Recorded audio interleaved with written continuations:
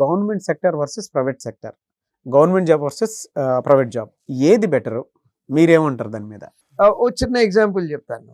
ఇవాళ నా దగ్గర కోచింగ్ సెంటర్‌లో ₹1,00,000 జీతం ప్రైవేట్ సెక్టార్‌లో తీసుకుంటూ సెలవు పెట్టి క్లాసులకొచ్చే పిల్లలు కనీసం ఒక 20 మందిని చూపిస్తాను.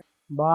₹1,00,000 జీతం వస్తుంది కదా అన్న, నీకెందుకు మళ్ళీ బ్యాంక్ క్లర్క్ అంటే, సార్ తట్టుకోలేకపోతున్నామండి. Pressure, stress. ఏం తట్టుకోలేకపోతున్నాం అన్న, టైమింగ్స్ మ్యాచ్ అవ్వట్లేదండి.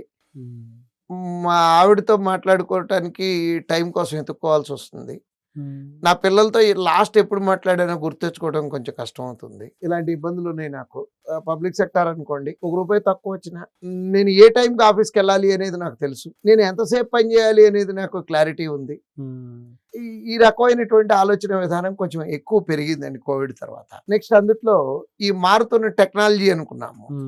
ఈ టెక్నాలజీ మూలాన అంటే ఏఐ రావటం తోటి ఈ ప్రైవేట్ సెక్టార్లో majority of the industries cost కటింగ్కి వెళ్ళిపోయినాయండి. ఆపర్చునిటీ దొరుకుతుంది వాళ్ళకి.